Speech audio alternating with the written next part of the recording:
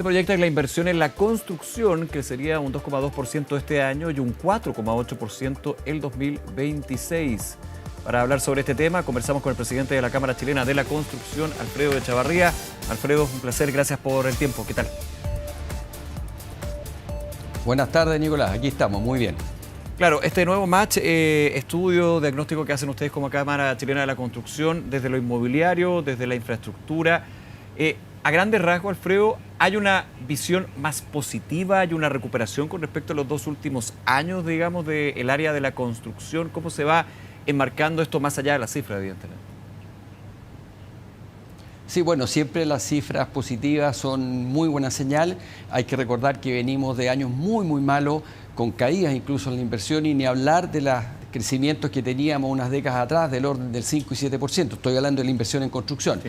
Así es que finalmente este año, que estamos esperando terminar con un 2,2% de crecimiento, insisto, 2 años anteriores a este con cifras negativas, estamos realmente llegando recién al nivel de inversión que teníamos hace 4 años y proyectando una tasa mayor aún para el próximo año, es una noticia positiva. Ya. Ahora, ¿por qué hay una proyección más positiva y optimista, digamos, pensando en el próximo año? ¿Qué es lo que ha cambiado o qué es lo que se ha mejorado, digamos? Bueno, básicamente es lo que tiene que ver con la inversión en minería y en energía. Esas son inversiones de montos muy grandes, son del orden de 85.000 millones de dólares para los próximos 10 años. De eso, un 60% de inversión en construcción. Entonces, eso, si tú lo llevas linealmente, son 5.000, 6.000 millones de dólares al año, que es una inversión muy grande. Es comparable al presupuesto del Ministerio de Obras Públicas completo.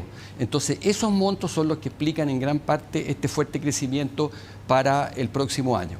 Y adicionalmente también creemos que va a haber algún pequeño impulso en lo que es el crecimiento de la vivienda del sector inmobiliario, que creemos que está muy bien influenciado por la ley de subsidio a la tasa, que está en aplicación con muy buenos números, y eso debiera empezar a notarse en el segundo semestre del próximo año, alguna reactivación en el sector.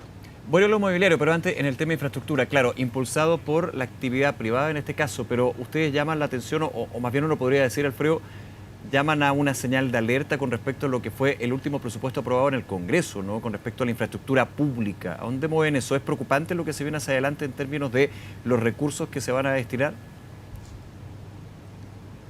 Sí, efectivamente el presupuesto del Ministerio de Obras Públicas particularmente tuvo una caída respecto al presupuesto del año 25 de un 17%. Eso es un 17% menos de recursos para nuevas obras.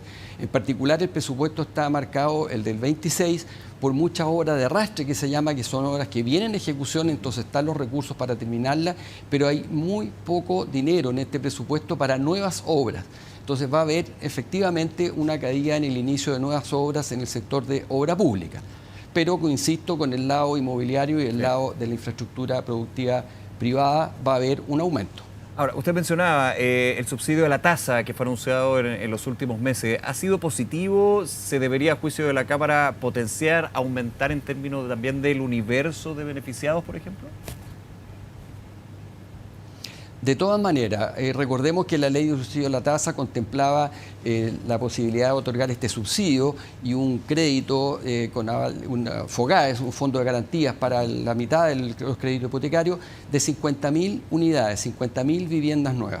Y esto a la fecha, en 4 meses de aplicación, ya hay solicitudes por 48.000 viviendas. La tasa de aprobación ha sido bastante alta, del orden de un 90%. Entonces creemos que en los próximos 2 meses va a estar copado. Eso sin duda es una muy buena noticia. Era una ley de 2 años de duración y que en 6 meses va a estar completamente copada. Y eso se traduce obviamente en la adquisición de las viviendas y se traduce en una disminución del stock que debiera empezar a generar obviamente la construcción de nuevas viviendas.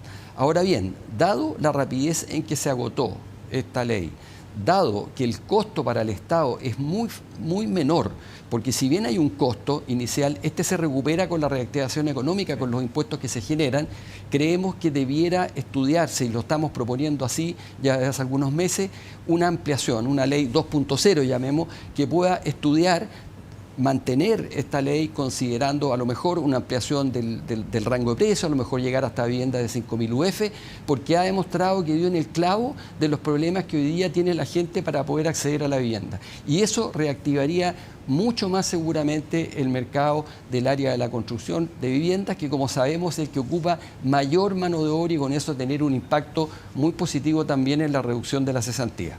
Y esto tiene que ver con el financiamiento de las viviendas, ¿no? Entendiendo lo que es la diferencia en términos de las tasas de los créditos hipotecarios, solamente un botón de muestra con respecto a lo que sucedía antes del 2019, antes de 2018, una diferencia bien profunda. Ahora, en algún minuto, Alfredo, desde la Cámara, desde el Ministerio de Hacienda, se mantuvo una conversación, no sé si finalmente tuvo, más allá de la ley, digamos, de tasa, de subsidio de la tasa, con respecto a los bancos, con respecto al financiamiento, a las tasas de los créditos hipotecarios, la condición del crédito hipotecario.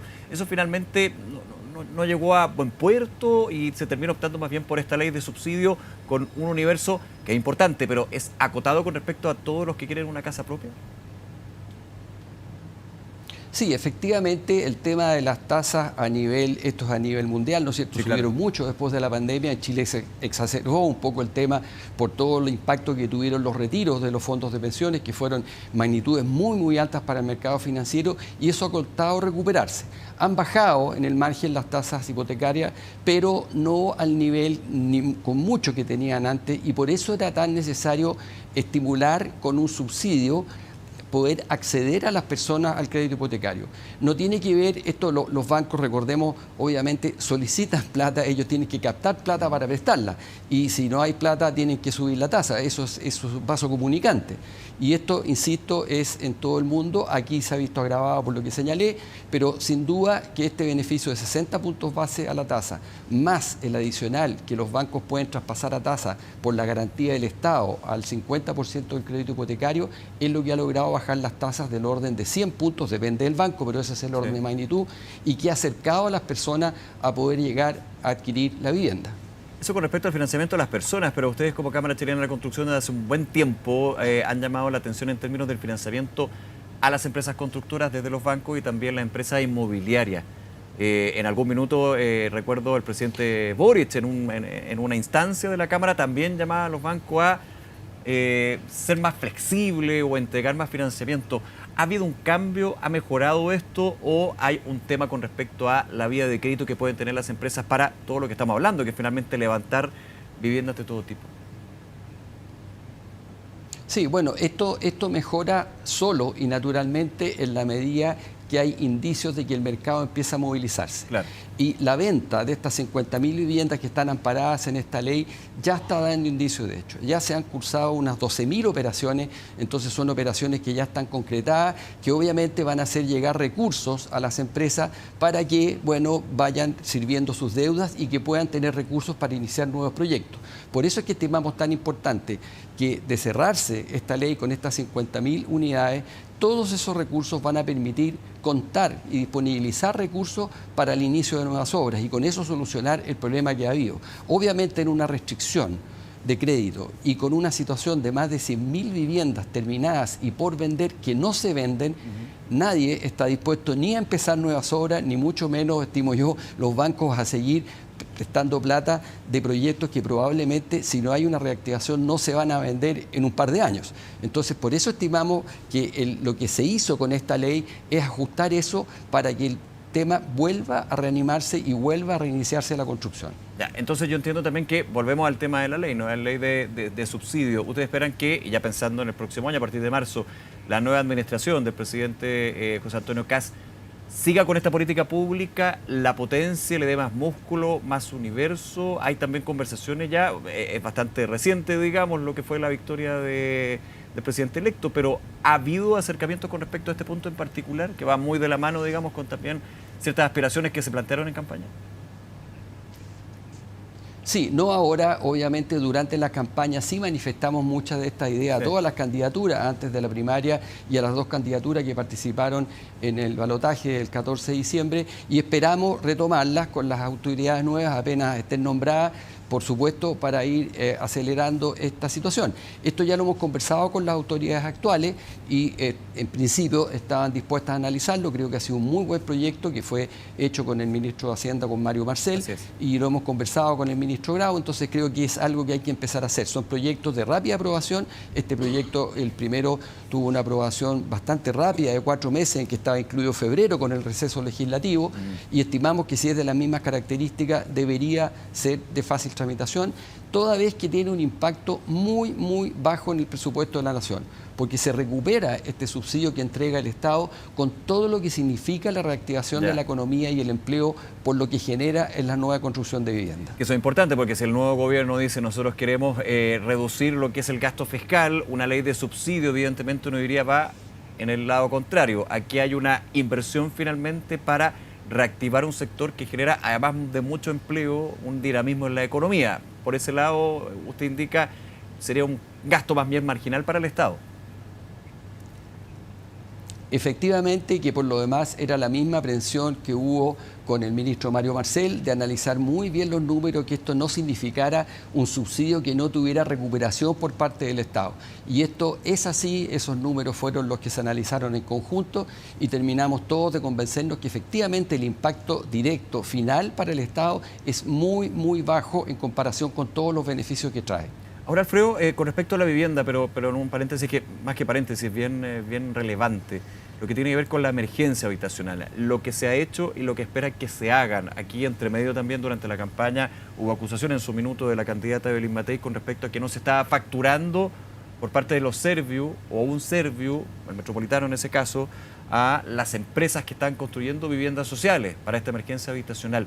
Primero, ¿ustedes han visto que esto se ha ido normalizando? Se decía, los recursos están, pero toman su tiempo, digamos.